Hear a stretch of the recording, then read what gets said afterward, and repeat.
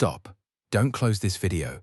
Don't scroll past, because what you're about to hear in the next few minutes could be the most important thing you listen to all week. And I mean that with every ounce of seriousness I have. Tonight, before you lay your head down on that pillow, before you close your eyes and drift into sleep, there is something happening to you. Something happening inside your body, inside your mind, inside your life that you are completely unaware of. And the terrifying part, it has been happening every single night, for years, maybe decades, and nobody warned you. Nobody sat you down and said, hey, this is what's going on while you sleep. Nobody told you the truth until right now. So stay with me, because this isn't a boring health lecture. This isn't a list of tips your doctor already gave you.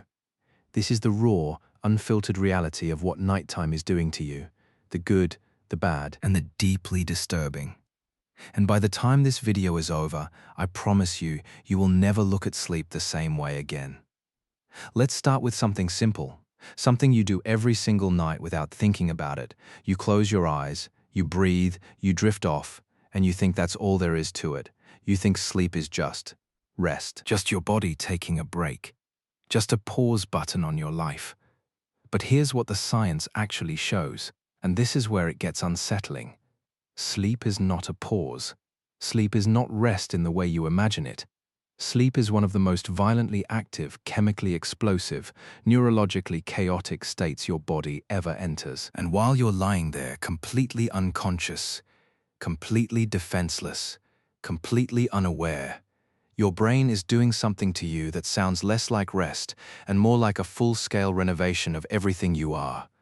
Within the first 90 seconds of falling asleep, your brain begins releasing a cocktail of chemicals so powerful that if someone injected them into you while you were awake, you would immediately hallucinate, lose muscle control, and experience full-body paralysis. I'm not being dramatic. That is what is chemically happening inside your skull right now, every single night. Your brain essentially drugs you. It floods your system with its own narcotics, and you have zero awareness of it, zero control over it, zero ability to stop it. You just surrender every night to a process you have never truly understood, and that should terrify you. Not because sleep is dangerous, sleep is essential, sleep is sacred, but because most of you are doing it wrong. Most of you are walking into this chemical warfare zone every night completely unprepared. And the consequences are showing up in your life right now, today, and you are blaming everything else except the real culprit. You think you're exhausted because of work. You think you're anxious because of your relationships. You think you're gaining weight because of your diet. You think your memory is getting worse because you're getting older. You think your mood swings are just stress. You think your skin looks tired because of screen time. You think your immune system is weak because of the season. But what if I told you? What if I could prove to you that every single one of those problems, every single one of those things you're blaming on your circumstances, traces back to one single source? What if the answer to almost everything wrong in your life is happening between the hours of 10 p.m. and 6 a.m. while you're unconscious and completely unaware? Because that's exactly what the research shows, and I'm going to take you through it, all of it, the real science, the hidden mechanisms, the warnings that researchers have been screaming about for 20 years that somehow never made it into your daily awareness. And I'm going to do it in a way that you will actually remember, because this is too important to forget. So here's your first warning. Your brain has a cleaning system, a literal biological cleaning system that only activates while you sleep. It's called the glymphatic system. And before about 2013, scientists didn't even know it existed. Think about that. For all of human history, for all of medical science, we had no idea that the brain has its own internal pressure washing mechanism. And now that we've discovered it, the implications are staggering. Here's how it works.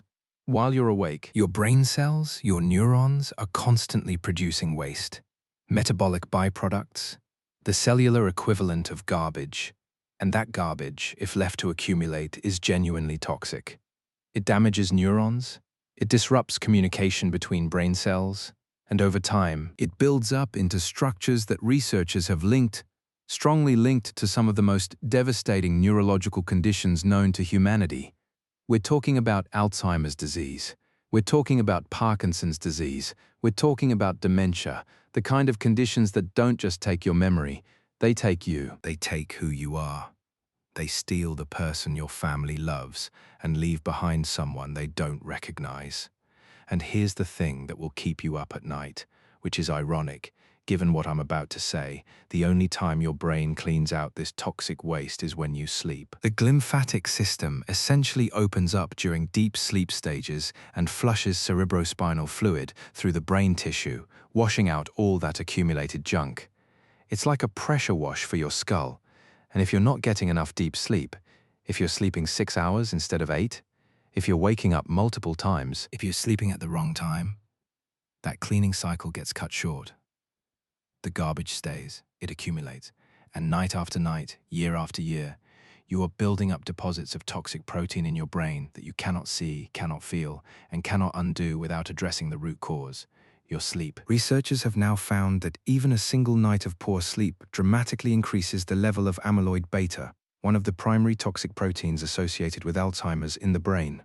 One night, just one, and chronic sleep deprivation, the kind where you're regularly getting less than 7 hours. Studies show it can increase your risk of developing Alzheimer's by over 60%.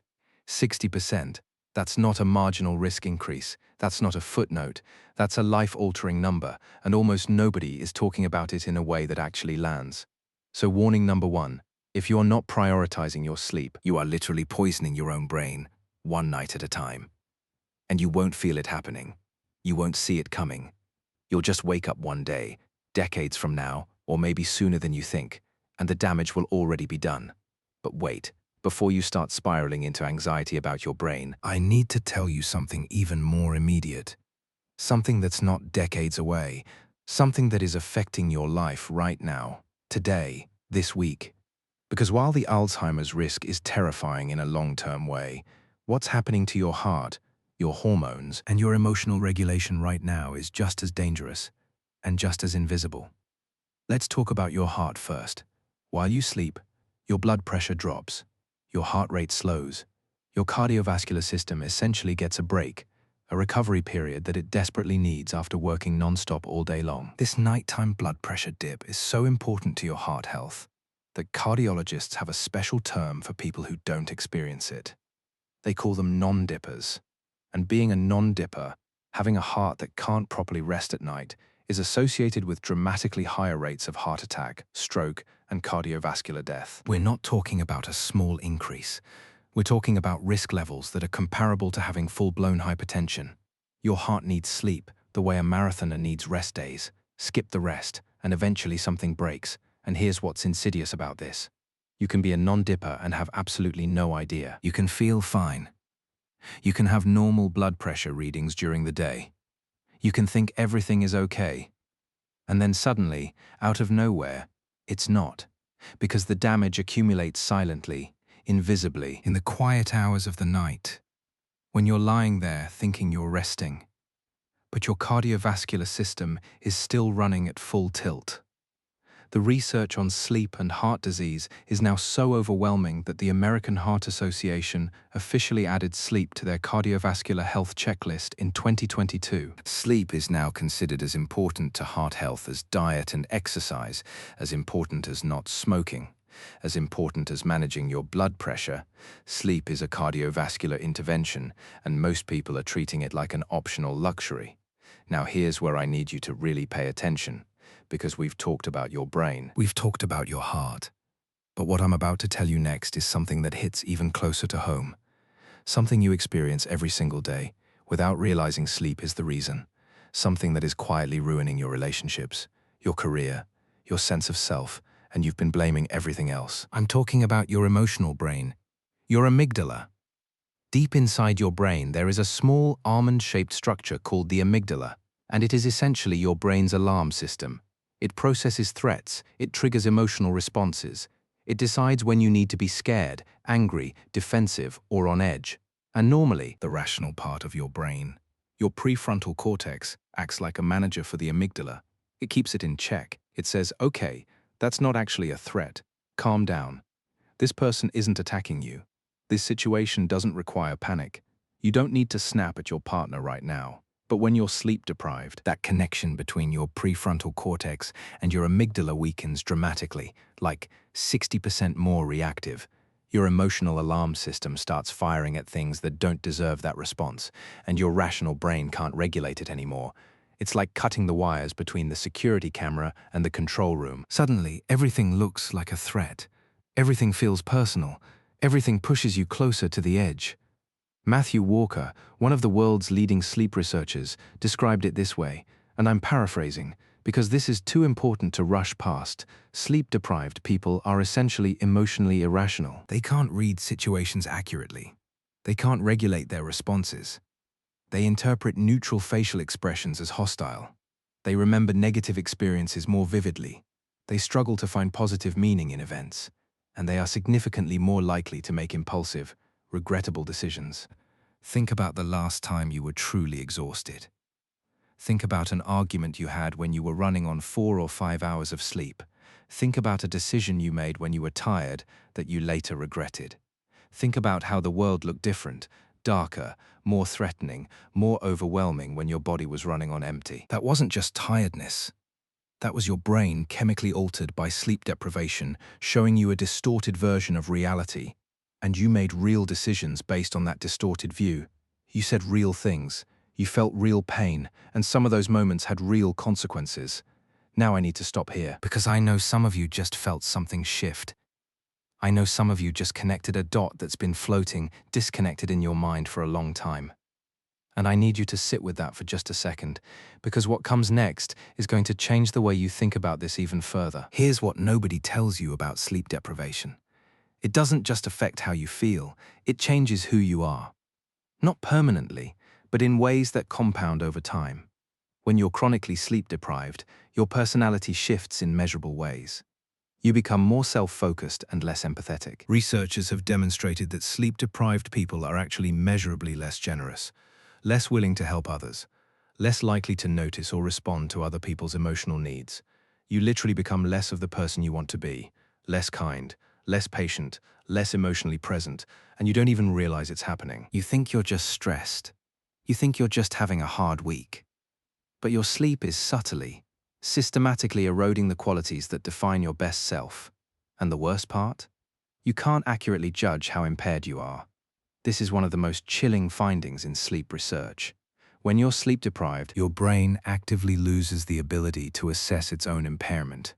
You feel like you're functioning okay, you feel like you're managing, you feel like you're holding it together, but objective tests show that your reaction time, your cognitive performance, your emotional regulation, all of it is significantly degraded. You are a worse version of yourself, convinced you're doing fine.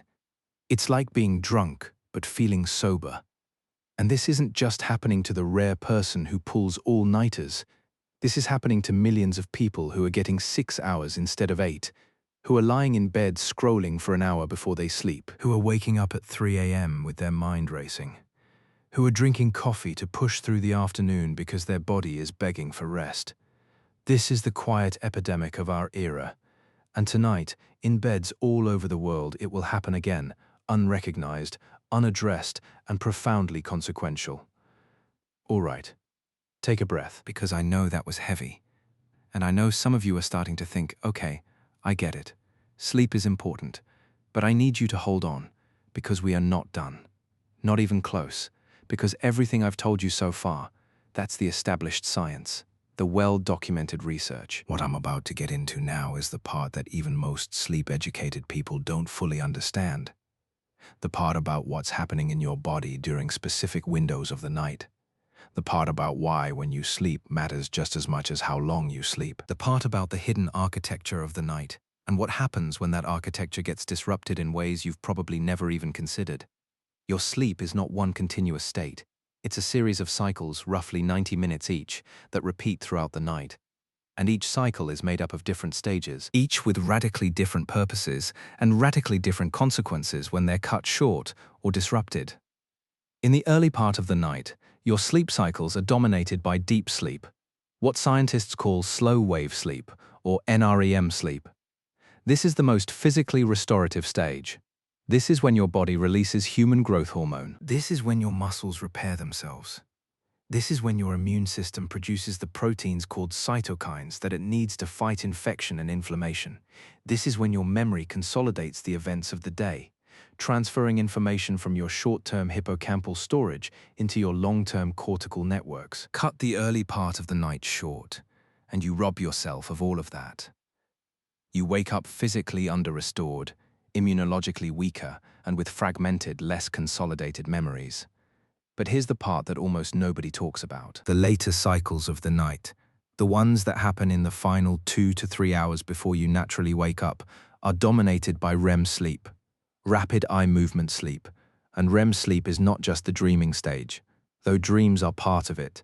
REM sleep is, among other things, the stage where your brain processes emotional memories, where it strips the emotional charge from painful experiences and files them away in a way that allows you to access the memory without re-experiencing the full emotional weight of it. It's your brain's built-in trauma therapist, working on you every single night. And when you cut the tail end of your sleep short, when you set that alarm an hour or two before your body would naturally wake up, you're disproportionately losing REM sleep. Because REM cycles get longer as the night progresses. The first REM cycle might be 10 minutes long. By the final cycle of the night, REM can last 60, 70, 90 minutes. So if you set an alarm and cut off those final 90 minutes, you're not losing 90 minutes of uniform sleep. You're losing the most REM-rich part of the entire night. You're cutting off your brain's emotional processing workshop right in the middle of its most productive session. And the consequences?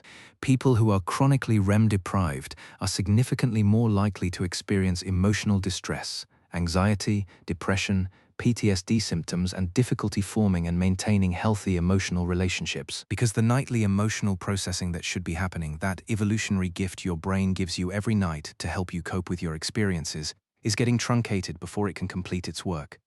Think about people who work early morning shifts, who have to be up at 5 a.m. or 4 a.m. or 3 a.m. Think about new parents up every 2 hours with a baby.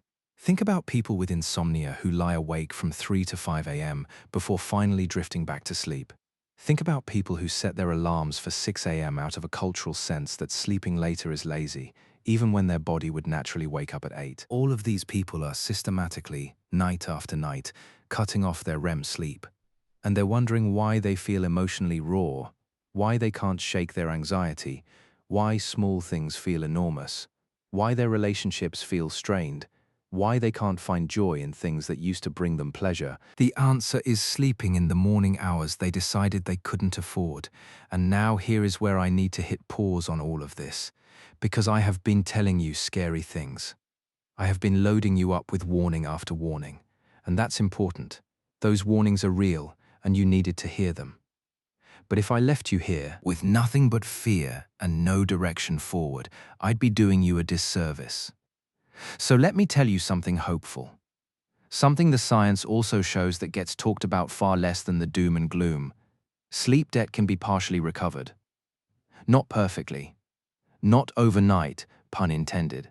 But the human body is remarkably, almost miraculously, resilient when it comes to sleep. Studies have shown that after periods of sleep deprivation, when people are allowed to sleep freely, without alarms, without schedules, without obligation, their bodies will prioritize the stages they've been missing. They'll spend extra time in deep sleep and REM sleep, actively trying to catch up on what was lost. The brain knows what it needs. It will always try to get back to baseline if you give it the chance. The problem is, most of us never give it the chance. We spend our weekdays in sleep debt, sleep in slightly on weekends, feel marginally better, and then start the cycle again Monday morning. And while weekend recovery sleep does help at the margins, it doesn't fully compensate for the cumulative deficit.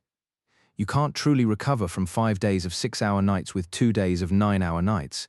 The math doesn't work. The biology doesn't work. But here's what does work: consistent, prioritized, protected sleep. 7 to 9 hours of actual sleep. Not time in bed, actual sleep every single night. A consistent wake time that your body can anchor to. A sleep environment that is dark, cool, and quiet enough to let your brain cycle through all the stages it needs. And here's the thing that should motivate you more than fear. More than the Alzheimer's statistics. More than the heart disease data. More than the emotional impairment research. The thing that should make you put your phone down tonight an hour earlier than you otherwise would have.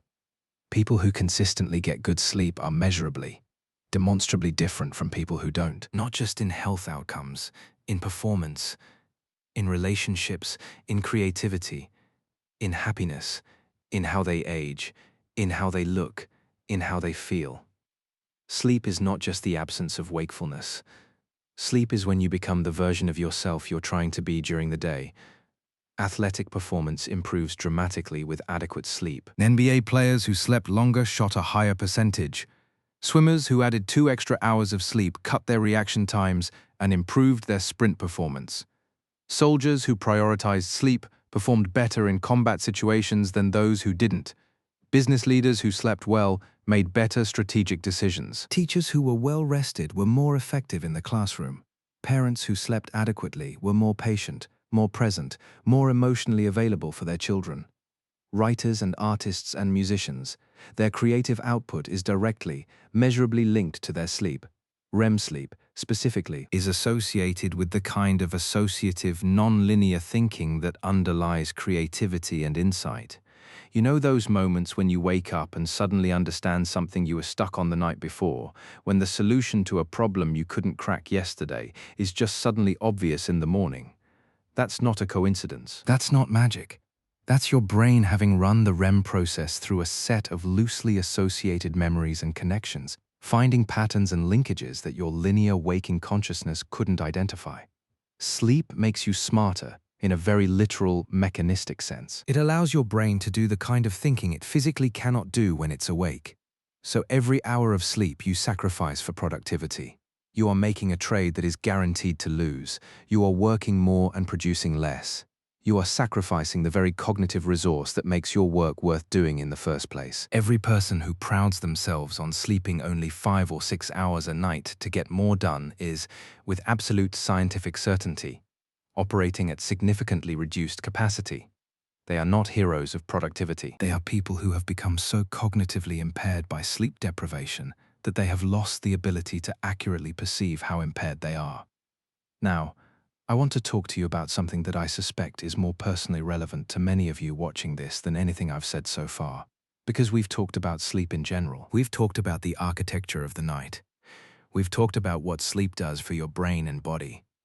But I haven't yet talked about what specifically disrupts sleep in the modern world. And this is where the warning becomes not just informational, but urgent. Because most of you are doing at least one of these things, and many of you are doing all of them right before you go to bed tonight. Let's start with light, blue light specifically. The screens you're looking at, your phone, your tablet, your laptop, your television, emit a specific spectrum of light that your brain interprets as daytime. Your eyes contain specialized photoreceptors that are exceptionally sensitive to blue wavelengths of light. And when they detect that light, they send a signal to a tiny region in your brain called the suprachiasmatic nucleus, your body's master clock, telling it that it is daytime, that it should be awake, that the sun is up, and it's not time to sleep. And in response to that signal, your brain does something remarkable and devastating. It suppresses the release of melatonin. Melatonin is not a sleeping pill. Melatonin is a darkness signal. It's a biological broadcast your brain sends to every cell in your body saying, "It's nighttime, wind down, prepare for sleep." And your screens are jamming that signal. Every minute you spend staring at your phone before bed, you are sending your brain the physiological equivalent of turning on a floodlight and saying, "Don't sleep yet. The sun is still up." Studies have shown that 2 hours of screen exposure before bed can delay the onset of melatonin by up to 3 hours. 3 hours. Which means if you stop using your phone at 11 p.m., your brain might not even begin the melatonin cascade until 2 a.m. And if you need to be up at 7, you've lost 5 hours of sleep. Not because you weren't in bed, but because your biology wasn't ready for sleep when your schedule demanded it. And this is before we even talk about what you're actually doing on those screens. Because the content matters as much as the light. Social media, news feeds, text conversations, emails. All of these engage your brain's alerting systems. They trigger dopamine releases. They create emotional responses. They raise the questions your brain then feels compelled to solve while you're trying to sleep. You scroll through something upsetting and then lie in the dark while your mind keeps processing it. You read something provocative, and your brain generates arguments and counter-arguments. You see something beautiful and inspiring, and your mind starts planning and dreaming and scheming, and none of that is conducive to the quiet, downward drift into unconsciousness that sleep requires. Your brain needs a runway to land on sleep. It doesn't just switch off. It has to gradually, progressively slow down. It has to shift from the high frequency, high amplitude, alert brainwave patterns of wakefulness into the slower, quieter rhythms that precede sleep. And that transition takes time.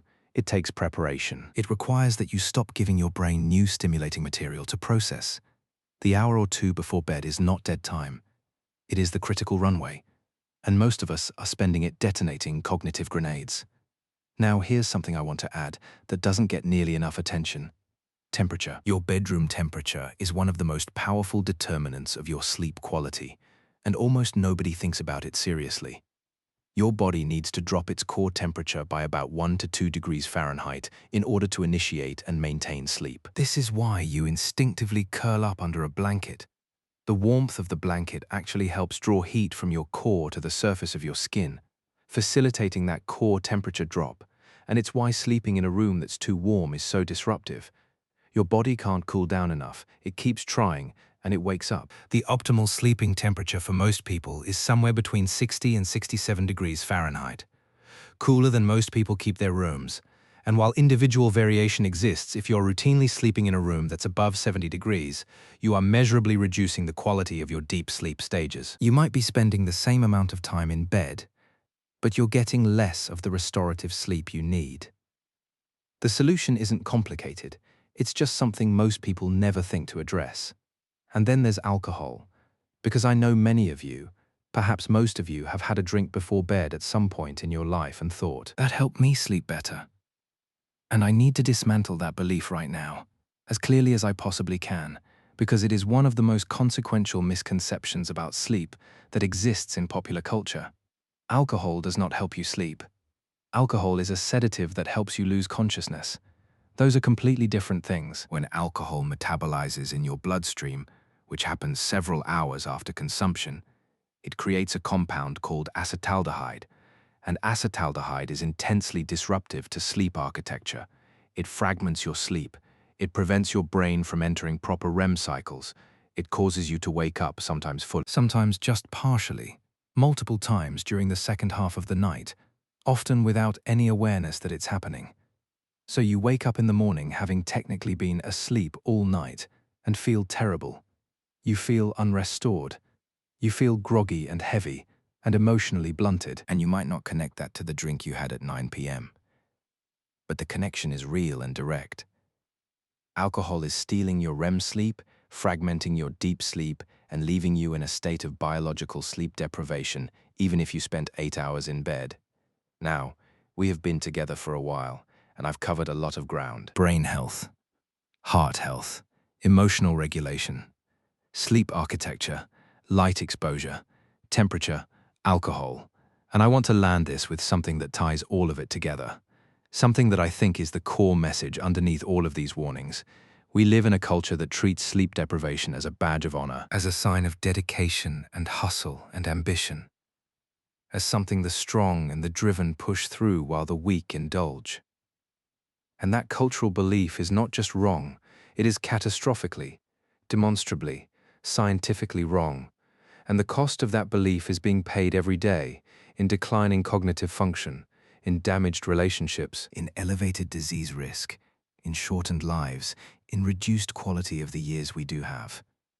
We are sacrificing our health, our minds, our emotional lives, and our potential on the altar of a mythology about sleep that has no basis in biology. The great irony is that the pursuit of success, the reason most people sacrifice sleep, is fundamentally undermined by the sleep deprivation that sacrifice creates.